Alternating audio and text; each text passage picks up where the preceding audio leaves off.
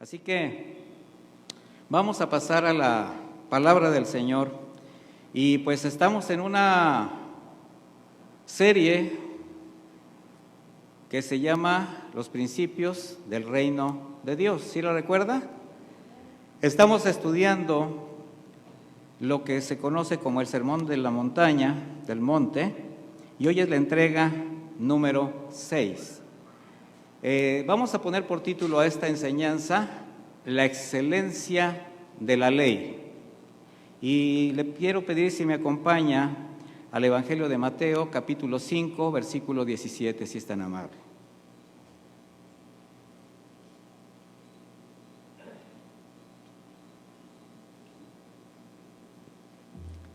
¿Ya lo tiene? Dice de esta manera. Yo estoy leyendo la versión Reina Valera en la traducción contemporánea. Dice así: no piensen ustedes que he venido para abrogar la ley o los profetas. No he venido para abolir, sino para cumplir. Porque de cierto les digo que mientras existan el cielo y la tierra, no pasará ni una jota ni una tilde de la ley hasta que todo se haya cumplido. De manera que cualquiera que quebrante uno de estos mandamientos muy pequeños y así enseña a los demás, será considerado muy pequeño en el reino de los cielos. Pero cualquiera que los practique y los enseñe, será considerado grande en el reino de los cielos. Yo les digo que si la justicia de ustedes no es mayor que la de los escribas y los fariseos, ustedes no entrarán en el reino de los cielos. Y mire, este sí es uno de los pasajes de este sermón bastante controversial. De entrada, pues vemos que independientemente que el Señor va a hacer una defensa apologética de la palabra de Dios, también está estableciendo el final de los tiempos y la forma como en ese momento, en el tiempo que estuvo el Señor Jesucristo en la tierra, ya se tergiversaba, ya se manipulaba la palabra de Dios a conveniencia de algunos. Así que el Señor en este sermón, después de establecer en las bienaventuranzas que ya estudiamos, ese perfil tan extraño, ¿verdad? Pues extraño para la mayoría de los oyentes en ese momento y extraño para quienes no entienden el corazón del Señor, ¿verdad? Al ser el propio carácter de Cristo formado en hombres y mujeres dispuestos a caminar con Él. Esto les da una identidad que les permite seguir a Jesucristo. ¿Por qué? Porque como hijos de Dios, como cristianos, seguimos a Jesucristo. No seguimos los pasos de un líder, de una denominación, de una filosofía, sino los pasos del Señor. De hecho, recuerdo las palabras de Pablo cuando él decía: sed imitadores de mí porque yo soy imitador de Jesucristo. Y bueno, también hemos aprendido que ese carácter, al hacerse evidente en una manera de pensar distinta, en una manera de actuar diferente, el Señor lo compara metafóricamente con dos elementos comunes. Recuerda que ya los estudiamos, la sal y la luz. Ahora, estos dos elementos, por sus propiedades, vimos que afectan su entorno inmediato, por donde avanzan, lo que tocan, pero lo tocan para bien. Por eso el Señor compara a sus discípulos verdaderos como sal y luz. Yo le animo a que si no ha escuchado estas enseñanzas, pues están ahí en la página para que usted, pues como es una serie, pues se pueda actualizar y también pueda ver de lo que estamos hablando. Bueno, ahora el Señor lo que va a hacer es iniciar una serie de declaraciones escriturales, una exposición en defensa de la escritura conocida hasta ese momento por los judíos. ¿A qué nos referimos? La ley de Moisés, Pentateuco o Torá, los salmos, los proverbios y los profetas. Y comienza diciéndoles: no piensen ustedes que he venido para abrogar la ley, o los profetas. No he venido para abolir, sino para cumplir. Ahora, para comprender mejor este pasaje, vamos a meditar primero en cómo desde que el Señor entregó, por medio de su siervo Moisés, allá en el Sinaí, los mandamientos al pueblo de Israel, y luego posteriormente, con el paso del tiempo a través de profetas, el Señor fue abundando de su conocimiento, fue abundando de su voluntad, porque el Señor siempre tuvo cuidado de su pueblo y lo sigue haciendo. Y esto es a través de su palabra, de su consejo. Sin embargo, ¿qué hizo el pueblo de Israel? Aunque se dieron cuenta de la gracia de Dios, que era con ellos, que estaba sobre ellos, que siempre fueron sostenidos y preservados, bueno, en su soberbia jamás reconocían esta gracia y siempre se desviaban a las cosas materiales y tangibles. ¿Qué fue lo que hicieron ellos para justificar este hecho? Pretendieron enfocarse religiosamente al cumplimiento de la ley para agradar a Dios. Ahora, al no lograrlo, comenzaron a manipular los mandamientos, sustituyendo las ordenanzas de Dios por argumentos y prácticas que les permitían varias cosas: justificar pecado y al mismo tiempo satisfacer convenientes y personales intereses. ¿Por qué? Porque la ley lo que hace, o el propósito de la ley, es exponer sus verdaderas intenciones, su prepotencia, conducta pecaminosa, esa tendencia natural del hombre de hacer todo conforme a su manera de pensar y de vivir. Yo le quiero preguntar, ¿a usted le gusta hacer las cosas de la manera como le da la gana? ¿Sí o no? ¿Cómo que no? Sí. ¿Por qué es su naturaleza? Es la naturaleza del hombre. Escuchamos la palabra, nos agrada, incluso nos agrada y nos agrede. Nos lastima, nos eleva, nos consuela, nos levanta, nos señala y nos tira de rodillas en ese momento. Pero cuando llegamos a la práctica de esta palabra, comenzamos a ver la dificultad de cumplirla y empezamos a justificar el pecado.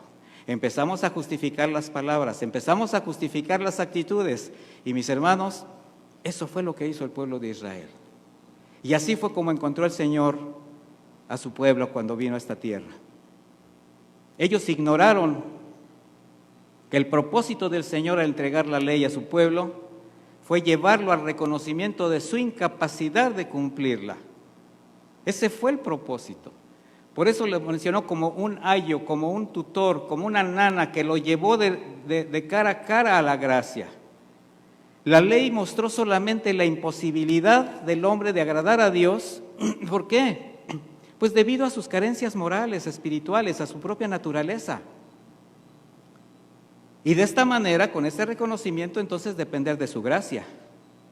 Sin embargo, ellos, para justificar muchas cosas, hicieron de la ley un propósito, pero dependiendo ya de un complejo aparataje religioso bajo sus argumentos.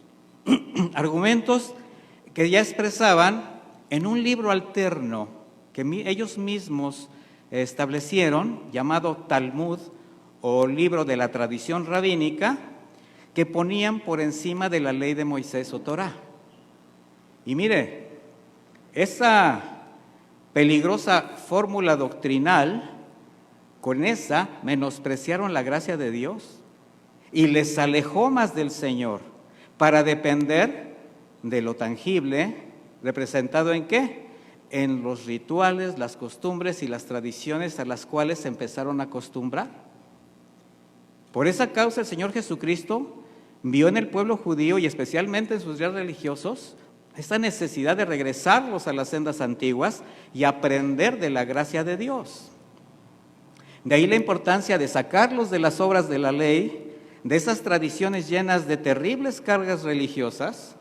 ¿Se acuerda cuando les dijo, estos fariseos y escribas ponen sobre ustedes pesadas cargas, pero ellos no son capaces de sobrellevarlas? Bueno, para llevarlos cara a cara al Mesías profetizado, precisamente la ley y los profetas. O sea, los estaba llevando cara a cara a él mismo. Sin embargo, ¿qué fue lo que sucedió? Rechazaron su palabra, lo rechazaron a él, lo menospreciaron y finalmente lo crucificaron.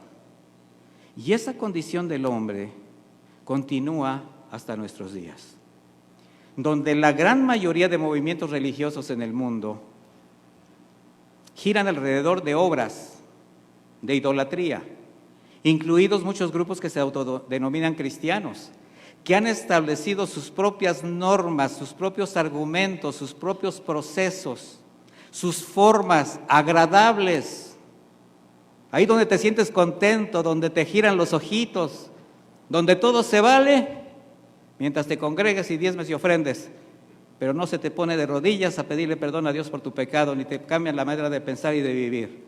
Ah, pero qué agradable es.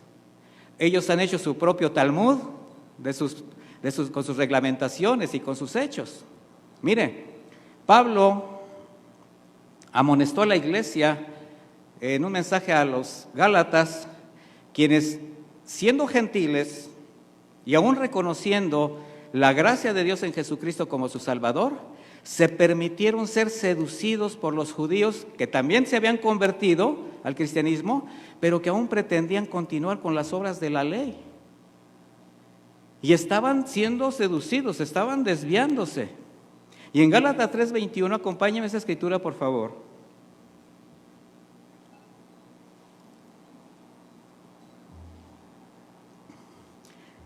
El apóstol Pablo hace una aclaración importantísima acerca del significado, la importancia y el propósito de la ley. ¿Ya llegó a Gálatas 3:21? Le voy a leer en la versión contemporánea de Reina Valera para que usted me siga en la versión que está usted leyendo. Dice Gálatas 3:21. ¿Acaso esto quiere decir que la ley está en contra de las promesas de Dios?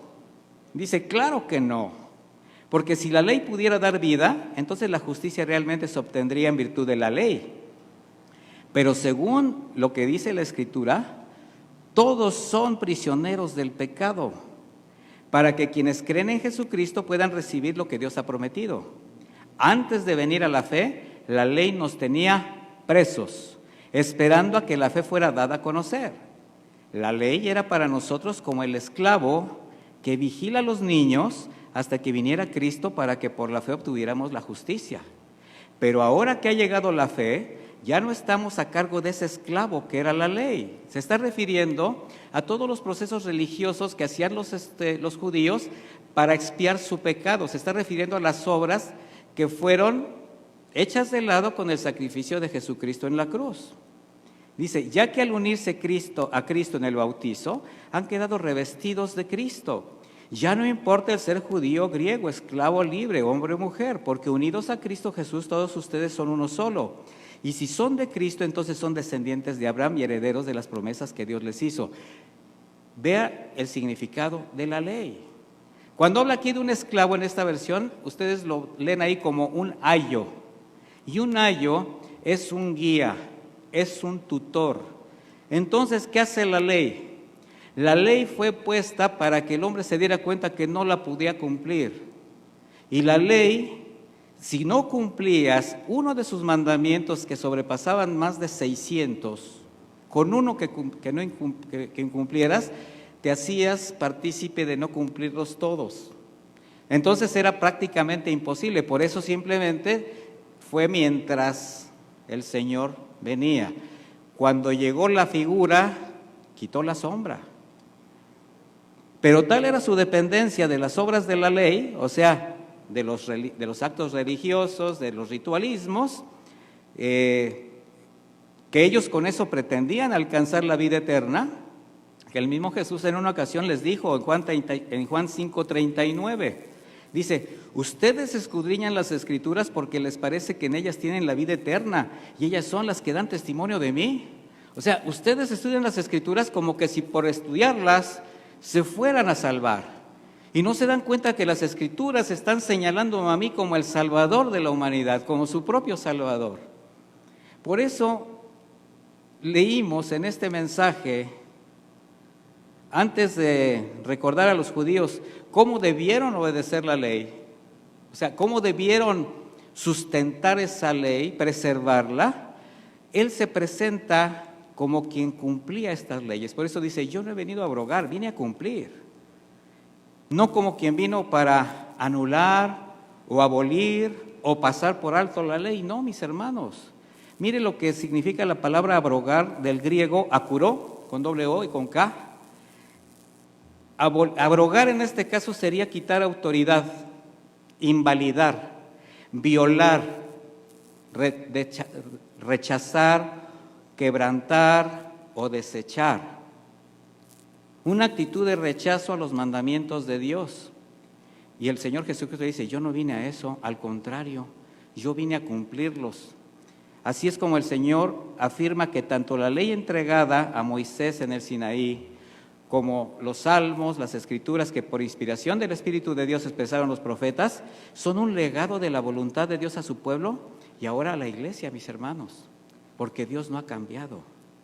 Y así como Él cumplió toda profecía y promesa mesiánica, igualmente en vida cumplió cada demanda de estas leyes.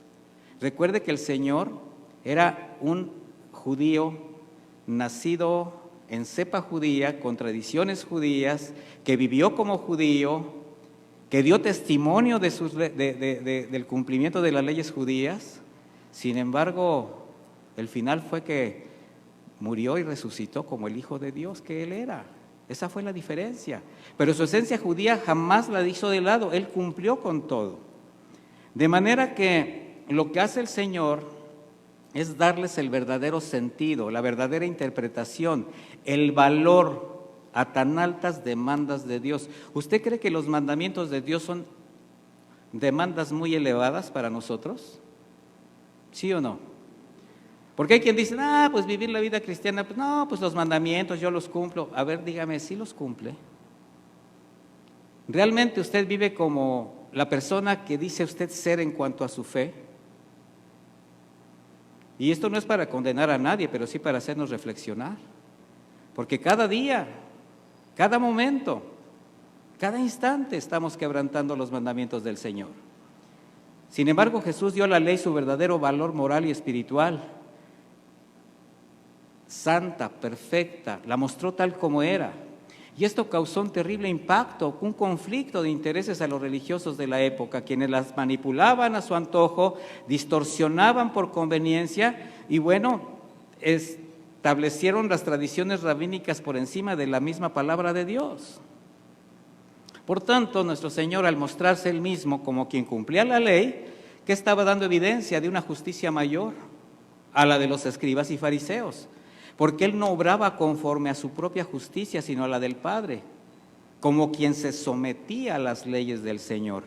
Y los religiosos decían que se sometían a las leyes del Señor, las estudiaban, participaban de todos estos cultos que hacían, pero siempre justificando su manera de pensar.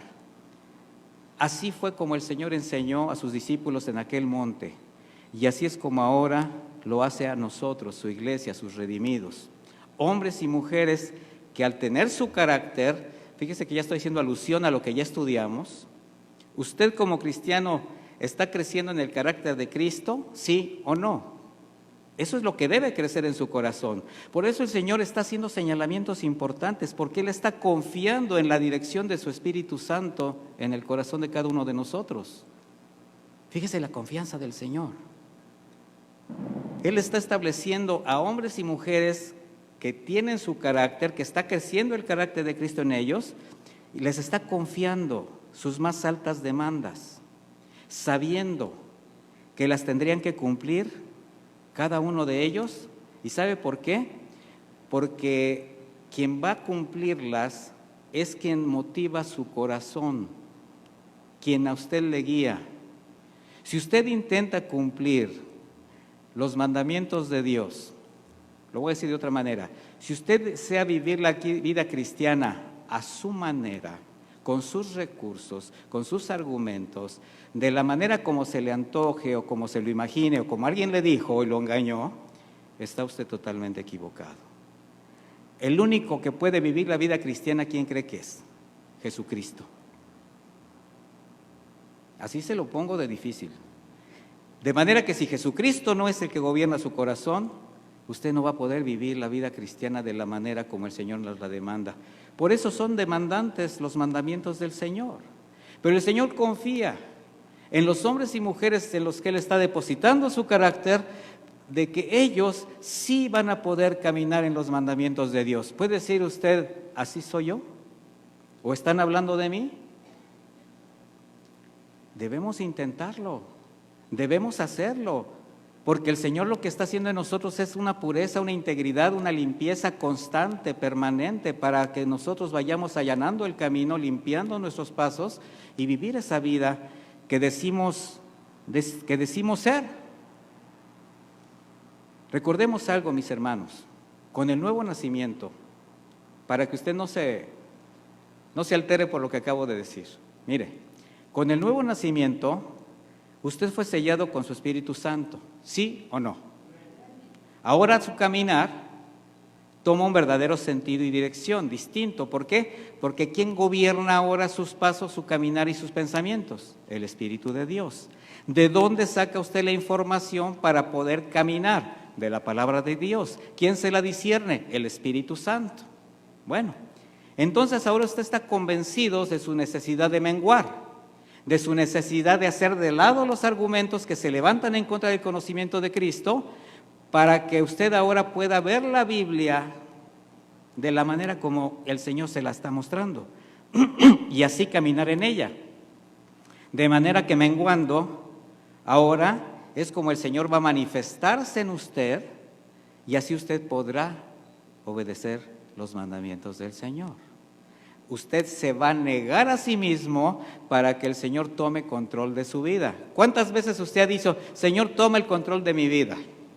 Señor, que seas tú el que tome las decisiones. Pero por acá está diciendo, sí, pero que sea rojo, que sea verde, que sea guapo, que sea alto, que sea de ojos verdes, que sea así, que sea asado. No, mis hermanos, no es así. Y si lo llegó a aprender así, arrepiéntase. Recordemos que un mandamiento, un decreto, una orden o una ley se relaciona con autoridad de alguien que está en una posición mucho más elevada en cuanto a conocimiento, experiencia y mando. ¿Usted cree que el Señor está en una posición más elevada que nosotros en cuanto a experiencia, conocimiento y mando? No solamente en eso, en todos sus atributos. Así que los mandamientos de Dios debemos considerarlos como de la mayor importancia para nuestra vida, con el propósito de ¿qué?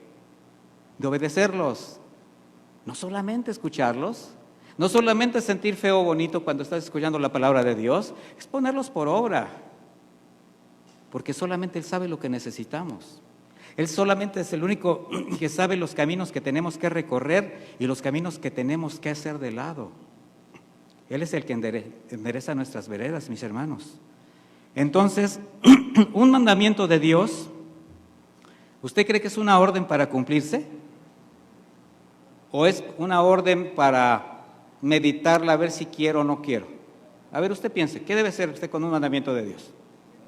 Dígalo así con confianza, ¿verdad? Yo le voy a creer. El mandamiento de Dios es para cumplirse. Y si Dios dice, harás, debes hacer, ¿sí o no? Y si dice, no harás, no debo hacer, porque también los mandamientos de Dios son una prohibición. De hecho, la mayor parte de los mandamientos de Dios comienzan diciendo, no matarás, no adulterarás, no codiciarás, no mentirás. ¿Por qué no? Porque la naturaleza del hombre siempre dice sí. Por eso el Señor dice, ¿qué no dice el Señor? Eso que estás pensando dice, le bajaron. Deuteronomio 8:1, vamos a ver un ejemplo.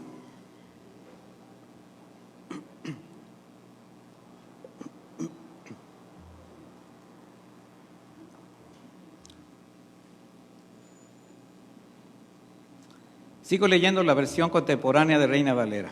Deuteronomio 8:1, por favor. Dice así: asegúrense de poner por obra todos los mandamientos que hoy les ordeno cumplir. ¿Cuántos? Todos. Y acuérdense que los mandamientos que le estaba dando a los judíos al pueblo de Israel eran muchísimo más de lo que pudiéramos imaginarnos. Y miren lo que dice, para que vivan y sean multiplicados. O sea, los mandamientos de Dios dan vida. Dice, y entren y posean la tierra que bajo juramento el Señor prometió dar a sus padres. Te acordarás de todo el camino en el desierto, por donde el Señor tu Dios te ha traído estos 40 años para afligirte y ponerte a prueba, y para saber lo que había en tu corazón, si habrías de cumplir o no con sus mandamientos. El Señor te afligió y te hizo sentir hambre, pero te sustentó con maná, comida que ni tú ni tus padres habían conocido, para hacerte saber que no solo de pan vive el hombre, sino que todo lo que sale de la boca del Señor. O sea, el Señor, mis hermanos, nos plantea sus mandamientos para que los obedezcamos. Nos pasa por desierto y por pruebas para ver qué hay en el corazón. Si esos mandamientos están lo suficientemente afirmados en tu corazón como para obedecerlos bajo cualquier circunstancia, y en medio de las pruebas y las circunstancias, Él te sigue sustentando porque no te deja solo. ¿Sí lo reconoce en su vida? Que pese a todas las circunstancias que usted ha vivido y ha pasado, el Señor ha estado con usted. Pese a usted mismo, pese a su desobediencia, pese a su menosprecio a la palabra de Dios, porque el Señor es fiel. Pero créame, el Señor no contenderá con el hombre siempre, y va a haber consecuencias cuando no se obedece. Dice también Deuteronomio 4:2, no añadiréis a la palabra que yo os mando, ni disminuiréis de ella, para que guardéis los mandamientos de Jehová vuestro Dios que yo os ordeno. O sea que la palabra de Dios es ¿qué? Eterna, es de una sola pieza, y no podemos darnos ni la menor posibilidad de quererla manipular o tergiversar. Y ese es el principal problema de muchos, con tal de ganar adeptos, con tal de llenar iglesias, con tal de llenar los bolsillos o lo que sea por intención. De hecho, hay una sentencia en esto. Apocalipsis 22:18. Dijo el Señor, yo testifico a todo aquel que oye las palabras de la profecía de este libro, si alguno añadiere a estas cosas, Dios traerá sobre él las plagas que están escritas en este libro. Y si alguno quitare de las palabras del libro de esta profecía, Dios quitará su parte del libro de la vida y de la santa ciudad y de las cosas que están escritas en el libro. Hay una sentencia, mis hermanos, hay una condenación para quienes manipulan a su favor la palabra de Dios. Y parece que muchos no leen estos versículos. Así es como el Señor Jesucristo, con respeto, con obediencia y con testimonio, ratificó y enseñó que la ley de Dios era buena, santa, vigente y permanente hasta el final de los tiempos. Algo que los religiosos de aquella época no practicaban, al haberla sustituido con sus tradiciones religiosas, con sus costumbres. De aquí que las enseñanzas del Señor ahora, fíjese, las enseñanzas del Señor estaban establecidas en la ley que ya conocían. Sin embargo, les infundían temor, coraje, porque estaban ya agrediendo su doctrina, sus enseñanzas, su sistema social, su sistema religioso, que estaba en contra de la palabra de Dios. Por eso Jesús, viendo el celo que tenían por la ley de Moisés y el recelo por lo que estaban escuchando, les aclara, no vine a anular, vine a cumplir. Vine a restablecer las enseñanzas de los profetas y del verdadero sentido de los mandamientos de Dios. Y en la actualidad esa es una necesidad muy grande, restablecer las verdades del Evangelio. Es muy importante, mis hermanos, por la gran confusión que se ha generado cuando se hace de manera errónea por las mismas causas de antaño, ignorancia o intereses particulares. Por una parte están, por ejemplo, los que dependen de las religiones, las filosofías humanistas, quienes con sus tradiciones y costumbres defienden sus argumentos.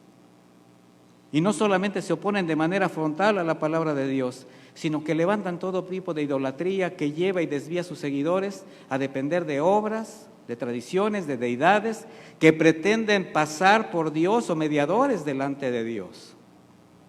Pero por otra parte están quienes, diciéndose cristianos, por intereses personales manipulan la verdad de la Escritura, esos fariseos modernos que se jactan de conocer la palabra de Dios y hasta presumen predicarla, pero cuando les abres la Escritura, cuando les muestras el verdadero sentido del Evangelio y el consejo de Dios, de inmediato se sienten agredidos, se ofenden, sí, porque es expuesto su corazón y también porque tienen temor de que sus imperios caigan, que mengüen sus ganancias, que mengue su poder, y eso sucedía en el pasado. Y hay un común denominador en estos dos, algo que los distingue. Sean religiosos tradicionales o cristianos nominales, viven conforme a la corriente del mundo. O sea, tú te das cuenta de que son hombres y mujeres con vidas frívolas, con vidas irreverentes, que no permiten ser confrontados, que no permiten ser evidenciados en su manera de vida. Por ello el maestro enfatizó una palabra: yo vine a cumplir. Y cumplir es la palabra, porque no se puede pretender siquiera amar a Dios si primero no se le obedece. ¿Quiere usted amar a Dios? Obedezca sus mandamientos. ¿Usted ama a Dios? Seguramente obedece sus mandamientos. Eso fue lo que dijo el Señor Jesucristo. El que me obedece, ¿qué hace? Guarda mis mandamientos. Ese es el parámetro. Y ese es el único y mejor testimonio y evidencia de uno que camina con Dios. ¿Qué dice Romanos 2:13? Vaya conmigo.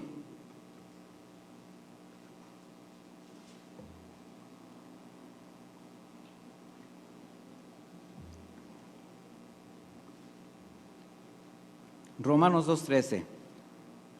Porque no son los oidores de la ley los justos ante Dios, sino los hacedores de la ley serán justificados. ¿A qué se refiere? A la obediencia a los mandamientos. Porque las promesas como los juicios de Dios son verdaderos, mis hermanos, y el obedecer la palabra debería ser en el creyente una norma de vida. ¿A quién cree que le conviene vivir de acuerdo a los parámetros de Dios? Claro. Una condición permanente con el más profundo respeto en cumplir. Una ansia, una hambre de cumplir los mandamientos de Dios porque sé que me irá bien, porque sé que voy a honrar al Señor. Aunque sean criticados por los que no conocen o señalados por los que se consideran cristianos y no practican la verdad, finalmente la palabra de Dios se habrá de cumplir. Es eterna. Por eso dijo el Señor en el versículo 18, porque de cierto les digo que mientras existan el cielo y la tierra, o sea, mientras siga las cosas, mientras no acabes las cosas de este mundo, cuando todo será acabado, dice, no pasará ni una jota ni una tilde de la ley hasta que todo se haya cumplido. O sea, yo reconozco que la ley estará hasta el final de los tiempos. Ahora imagine la expresión del rostro de los que estaban escuchando en ese momento. Los que tenían por costumbre tergiversar la palabra de Dios cuando Jesús les dice, ni una jota, que es yod, así, yod, esa es la palabra más pequeña de las letras del alfabeto griego, ni una tilde, que es un pequeño rasgo, un pequeño acento o signo gramatical que distingue algunas letras, o sea, nada se puede quitar. Con esto que hace el Señor, enfatizando la permanencia y la solidez de las verdades morales y espirituales de la ley. Los principios de Dios que al cumplir el Señor, entonces Él tenía la autoridad para enseñarla, pero también para confrontar con ella. Cuando alguien cumple la palabra de Dios, tiene la autoridad moral para poder confrontar con ella, porque primero la está poniendo por práctica. Su mismo testimonio da fe de que cumple la palabra de Dios. De manera que el Señor está dejando claro que los preceptos del Señor jamás sufrirán la más mínima pérdida de autoridad, ni de credibilidad, ni de poder. Y dice, hasta que todo se haya cumplido. Es decir, hasta que todas las cosas sean hechas. La Nueva Traducción Viviente de la palabra de Dios dice así, les digo la verdad, hasta que desaparezcan el cielo y la tierra, no desaparecerá ni el más mínimo detalle de la ley de Dios hasta que su propósito se cumpla. Qué tremendo. Versículo 19, continuamos. De manera que cualquiera que quebrante uno de estos mandamientos muy pequeños, aquí viene otra controversia. Mire, con los antecedentes que ya dio el Señor y con lo que hemos estudiado, ahora les advierte diciendo, cualquiera que quebrante, esto quiere decir que infrinja, que disuelva, que anule, que viole o invalide uno de estos mandamientos muy pequeños. Y esto no indica que haya escritura pequeña o menor, a eso quiero ir. Se refiere a quien trate de menospreciar cualquier mandamiento por considerarlo de poca importancia o pequeño. Mire, esa es una costumbre muy humana, el ver mandamientos del Señor como menores, así como, pues si nada más hice esto, pues si nada más fue tantito, pues si nada más dije esta palabra, si nada más me tomé una, si nada más lo miré feo, si no lo insulté como antes, si no le rompí la pierna, antes nada más la cacheteaba. O sea, estoy dando ejemplos. Siempre tratando de justificar su propio pecado o alcanzar un propósito personal. No hay mandamiento pequeño, pero sí hay intenciones del corazón que quieren minimizar un mandamiento de Dios para justificar un pecado. Y por muy pequeño que usted quiera manipular una palabra, recuerde que poca levadura que hace, leuda toda su vida, su testimonio. Dice, cualquiera que quebrante, dice, y así enseña a los demás, o sea, que sea ejemplo, testimonio, o que muestre estas enseñanzas. Imagínense nosotros como padres de familia, qué responsabilidad tenemos de, si somos cristianos, vivir la palabra de Dios y no solamente obedecerla, sino que ser la luz que ilumine nuestro hogar, como hablamos cuando estudiamos la luz del mundo como cristianos. Y enseña así a los demás. No nada más es enseñar la palabra de Dios en un púlpito o en un grupo de estudio. No. Es mostrarse a sí mismo como quien la cumple. Dice, será considerado muy pequeño en el reino de los cielos. Y este sí es un señalamiento directo, es una alusión personal a los escribas y fariseos que por sus enseñanzas manipuladas, pues ellos estaban siempre tratando de sacar un provecho. Y es claro que esta denuncia alcanza a todo ministro que tendrá que impartir la palabra de Dios en toda generación. Esto nos compromete a quienes predicamos el Evangelio, quienes enseñamos la palabra de una manera impresionante. Y tenemos que hacerlo con temor, con temblor, entendiendo que de aquí depende también lo que usted está haciendo sembrado en su corazón. Cualquiera que haga tropezar, hombres y mujeres que distorsionan las verdades bíblicas, cualquiera que sea la causa, sea por ignorancia escritural, por ignorancia, por conveniencia, por intereses o simplemente por ser advenedizos, acomedidos, fraudulentos, que vieron en la fe un negocio. ¿Cuál es la advertencia? Para quien quebrante los mandamientos de Dios será considerado muy pequeño en el reino de los cielos, porque está desvirtuando la enseñanza, manipulando, interpretando a su manera para lograr un fin. Y mire lo que es la misericordia de Dios. La sentencia no es la exclusión del cielo, porque si bien han nacido de nuevo y se desviaron, pero quien ha sido llamado a ocupar un sitio por este tipo de prácticas va a ser degradado en el mismo reino de Dios. También habla de la posición degradante en el presente. ¿Cuál? ¿Se acuerda lo que la sal cuando no sala, cuando pierde su sabor, es hollada por los hombres y tirada afuera? Es lo mismo. Es similar a ser hollado por los hombres, sin embargo, es una posición crítica. Recordemos cómo el Señor también enseñó acerca de los riesgos para quien haga tropezar a quienes con corazón sincero se acercan al Señor o tratan de acercarse al Señor. Llega usted a una congregación cristiana por consuelo, por consejo, porque tiene avidez de la palabra de Dios y encuentra un mensaje ligero, un mensaje obsceno, un mensaje blasfemo, donde le hacen promesas que Dios no hizo, donde solamente capturan su atención por medio de emociones y le prometen lo que no es. ¿Cómo está su corazón? ¿Cómo está su corazón? Emocionalmente quizás usted en ese momento hasta brincó de gusto, pero su corazón sigue estando abatido. Y si esa persona jamás había escuchado el Evangelio, se fue sin escuchar el Evangelio. Y si esa persona no había sido de nuevo, se queda en la misma condición de condenación. De ahí la responsabilidad de la predicación de la palabra. Mateo 18:6.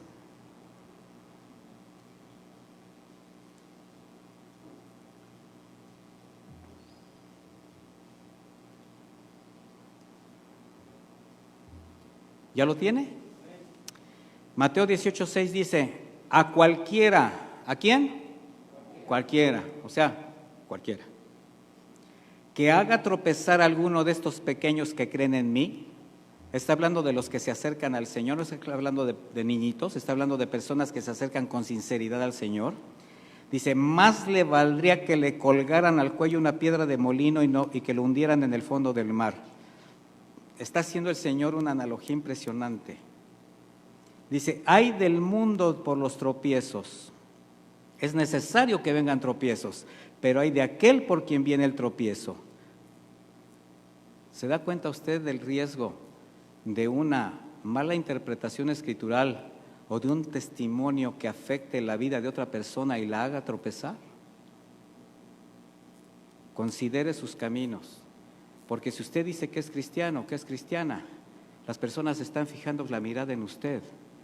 Y quizás mucho de lo que usted hace, de lo que usted dice, alguien dice, eso es ser cristiano, pues no hay problema, pues mejor me quedo como estoy. ¿Hasta dónde ha llegado usted a influir o a hacer tropezar a alguien que el Señor acercó para ser salvo, que el Señor puso delante de usted para que conociera la palabra de Dios? Y esto es algo sumamente delicado que un verdadero siervo de Dios jamás debería atreverse, porque representa menospreciar la palabra, representa menospreciar el sacrificio de Cristo en la cruz y a los redimidos por la sangre del Cordero, mis hermanos. Por ello, quien de manera tendenciosa manipule la Biblia para obtener algún tipo de ganancia, fama, poder, dinero o cualquier otro propósito que no sea predicar a Cristo, ya tiene su paga. Así dice la Escritura. Dice, pero cualquiera que los practique y los enseñe, ahora va a aludir a quien obedece, quien enseña y ponga por obra los principios y mandamientos que exaltan la autoridad de la palabra. O sea, desde sus más pequeños requisitos hasta los más altos. Dice, este será llamado, ¿qué? Grande en el reino de los cielos. Ese es el buen siervo que va a ser elevado a la misma posición de autoridad y honor, tal como él llegó a considerar, amar, respetar y elevar la ley, obedeciéndola, enseñándola fielmente. Continúa diciendo en el versículo 20, yo les digo que si la justicia de ustedes no es mayor que la de los escribas y los fariseos, ustedes no entrarán en el reino de Dios. ¿Qué pretende el Señor con esto? ¿Qué nos enseña? Que nosotros tenemos que caminar por la justicia del Señor y no por la justicia del hombre. Tenemos que evaluar nuestros caminos. ¿Qué es lo que pensamos? ¿Qué es lo que creemos? ¿A quién estamos siguiendo? ¿A quién estamos abriendo nuestros oídos? ¿Qué es lo que está rigiendo nuestra vida? ¿Estamos caminando las sendas de justicia o estamos viviendo como quien se siente autosuficiente, favorecido especialmente para hacer su propia voluntad? Y les dice, ustedes no entrarán en el reino de los cielos. ¿Por qué? Porque están caminando en su propia justicia, se están justificando a sí mismos con sus propios actos. Por eso es muy importante entender que si bien las enseñanzas y el Evangelio están fundamentados en la gracia y no en obras, moralmente, mis hermanos, no nos ubica de manera distinta ante el pecado. Una cosa es depender de obras o entender bien el fundamento de la fe, pero nosotros tenemos que entender que delante de Dios nos vemos igual.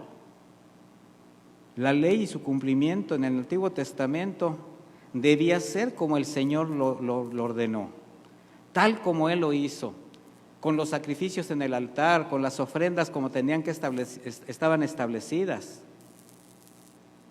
Y lo único que ha cambiado delante de Dios para llegar a Él es que bajo el nuevo pacto, la remisión del pecado es mediante el sacrificio expiatorio de Jesucristo.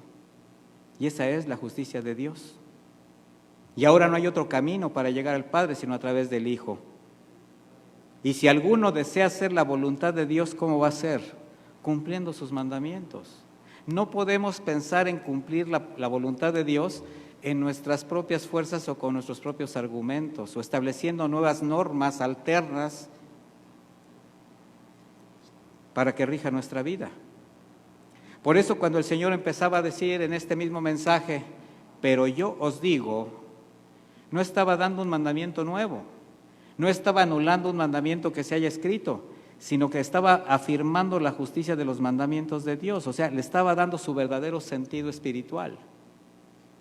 Y nosotros como hijos de Dios necesitamos conocer la palabra para poderla obedecer y poder vivir en una constante negación a los deseos de la carne, porque eso es lo que más afecta nuestra relación con Dios y es lo que hace que desviemos la mirada a otras cosas, cuando nos dejamos llevar por los apetitos de la carne. Por eso la necesidad de una firme resolución a una vida en santidad, o sea, una vida apartada, una vida de discernimiento entre el bien y el mal. Cuando digo esto siempre pregunto, ¿usted sabe lo que es bueno y agrada a Dios y lo que es malo y lo ofende? ¿Sí sabe o no sabe? O usted dice, no, yo todo lo que hago no ofende a Dios. No ofende a Dios, estoy seguro, estoy segura, estoy convencida de que no ofende a Dios. No importa que sea mi manera, pero no ofende a Dios. Mis hermanos, consideremos.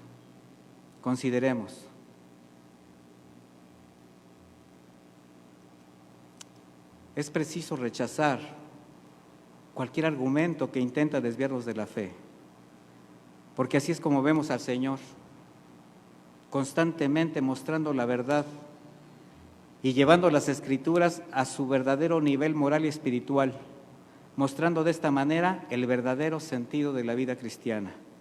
Y esa es la única manera de contrarrestar y hacer evidente la ignorancia y el menosprecio que muchos han hecho de la palabra, tanto en el pasado como en la actualidad. O sea, los cristianos tenemos que hacer la diferencia, como en el pasado también. Hombres y mujeres que prefirieron ser torturados, ser perseguidos, ser despojados, aún entregar su vida, pero no ceder ante las agresiones del mundo, las seducciones del entorno. Igualmente, el objetivo del Señor, al traer las Escrituras, al sacarlas a la luz en su verdadero contexto, contrarrestaba todos esos vicios tradicionales, esas perversiones que los religiosos habían hecho mezclando sus tradiciones con el verdadero sentido de las enseñanzas de la ley y los profetas. Y si estos son los peros de Jesús, los que exponían la verdad para conducir a los discípulos a una vida de integridad, de santidad, de obediencia delante de Dios. Es algo así como quitar la levadura de los fariseos. Esa levadura que permitía justificar el pecado bajo el manto de la religión o la hipocresía de una falsa piedad. O sea, de un falso sentimiento o intención de caminar con Dios a mi manera. Eso es aparentar piedad. Piedad significa caminar con Dios. Impiedad significa caminar sin Dios. Muy similar a lo que sucede en la actualidad. Quienes desean continuar viviendo de acuerdo a sus reglas, aparentando caminar con Cristo, leen, escuchan las palabras, hasta las enseñan, pero no las obedecen. Por eso cuando el Señor discernía la verdad, cuando sacaba la verdadera esencia de la Escritura, confrontaba evidentemente las enseñanzas de los escribas y fariseos, echando abajo sus argumentos y poniendo en evidencia su condición espiritual, las verdaderas intenciones de su corazón. Pero yo os digo, ¿qué nos enseñan los peros de Dios, mis hermanos? ¿Qué nos enseñan? Y vamos a ver solamente un ejemplo. Vaya a Mateo 5:21.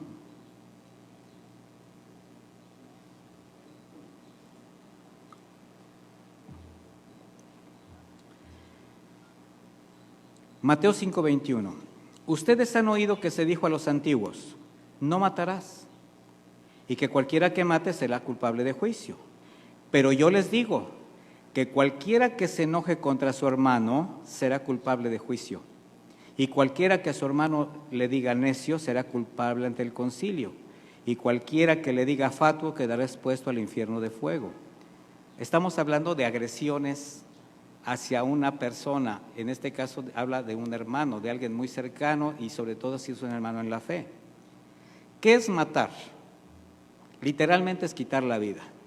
Ahora, ¿cuál es la interpretación espiritual? Porque es bien fácil decir, no, pastor, es que yo no he matado a nadie, yo no hago daño. Pero aquí está diciendo el Señor, si solamente lo insultas, ya has pecado. Ya has hecho una agresión que equivale a ¿qué? A matar. Les está diciendo, ustedes han sido enseñados que quien quite la vida será juzgado en el tribunal y es merecedor de una sentencia. Dice, pero yo les digo, si llegas a tener solamente una expresión de ira o de odio para con tu prójimo, palabras hirientes, un homicidio moral, estás pecando delante de Dios y estás expuesto a su tribunal.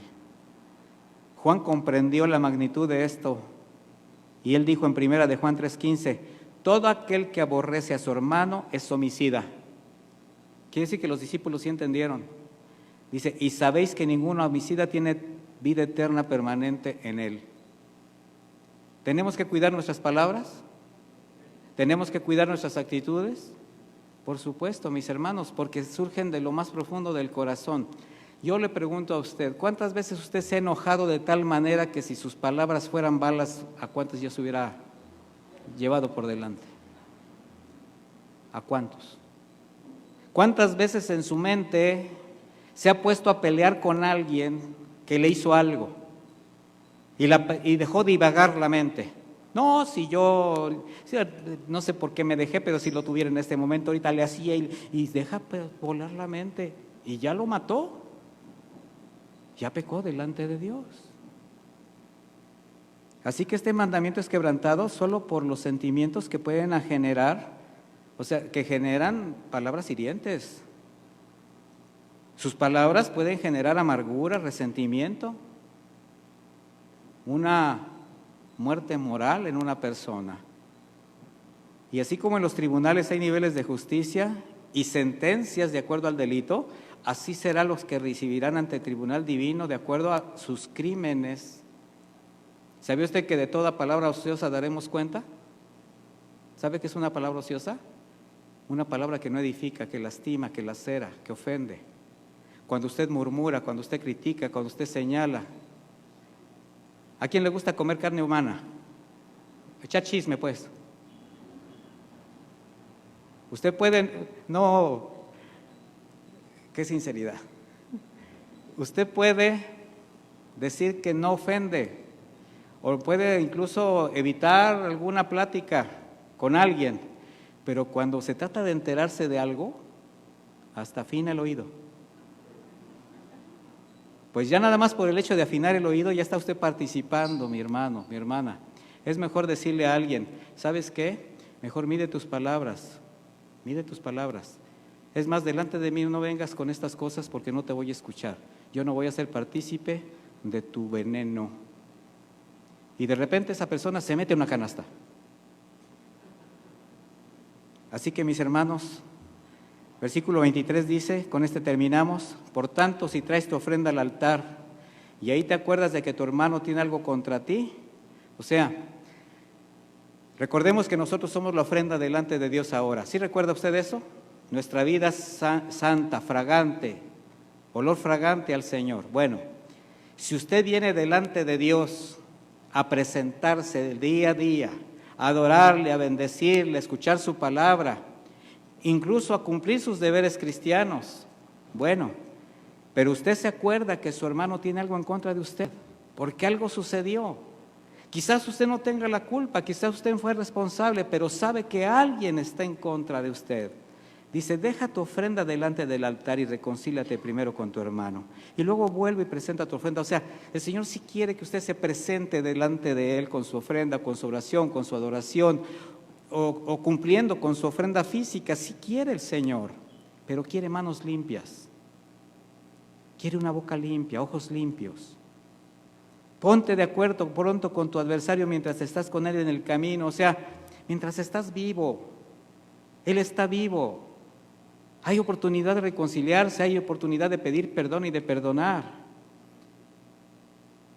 Versículo 26, de cierto te digo que no saldrás de ahí hasta que hayas pagado el último centavo. O sea, estarás bajo esa sentencia espiritual mientras no hayas tú quitado todo aquello que pueda causarle algo a tu hermano que has ofendido. Esos son los peros de Dios, llevarlos a un nivel más elevado. Entonces no se trata de decir, yo maté físicamente, soy un homicida. No, mi hermano. El Señor nos dice, si tan solo con una palabra heriste, si tan solo con un pensamiento ofendiste, con una mirada, ve y pídele perdón a tu hermano, ponte a cuentas. O sea, limpia tu corazón, limpia tu alma, porque yo estoy dispuesto, dice el Señor, a recibir tu ofrenda, a escuchar tu oración, pero no la empañes con una mala actitud, no la empañes con palabras ofensivas, palabras vanas, palabras que algún día daremos cuenta. Vamos a hacer una oración, mis hermanos. Si póngase de pie, por favor, estírese un poquito y vamos a agradecer al Señor por su palabra el día de hoy. Bendito Dios, te damos muchísimas gracias por tu palabra. Excelente palabra, Señor. Tu palabra es excelente, tu palabra es la lámpara que ilumina nuestro camino, Señor. Muchas gracias por recordarnos una vez más la condición de nuestro corazón. Muchas gracias por mostrarnos, Señor, una vez más las sendas y los caminos que estamos pisando.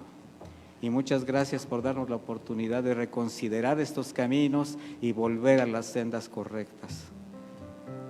Queremos escuchar este mensaje, Señor, de tu parte y hacerlo nuestro, como quien ha escuchado la verdad. Esa verdad que tú sacaste a la luz cuando el hombre ha pretendido maquillar tu verdadero mensaje. Cuando nos hemos querido refugiar en el ámbito de la religión, de las obras, de las justificaciones. Sin embargo, lo único que tú demandas es un corazón limpio, un corazón contrito, humillado, obediente. Así que, Señor, muchas gracias por esta limpieza. Muchas gracias porque sigues santificando a tu iglesia, Señor, a través de tu consejo. Y yo te ruego, Padre eterno, que en el corazón de mis hermanos tú pongas ese querer y hacer tu voluntad, el querer obedecer tu palabra, el deleitarse, Señor, con obedecerte, para que su vida cambie, para que su entorno cambie, para que verdaderamente como sal y como luz afecten la vida de sus semejantes de una manera poderosa, de una manera cierta, que sean bendición y no tropiezo, caminando contigo, caminando de tu mano, Señor. Muchas gracias porque nos has enseñado nuevamente el camino de la rectitud, el camino de la justicia. Y así como el Señor Jesucristo mostró la verdad en este tiempo, Señor, ahora nos abres tu palabra y nos muestras muchas deficiencias, muchas desviaciones, mucho pecado incluso, pero siempre hay oportunidad, Señor.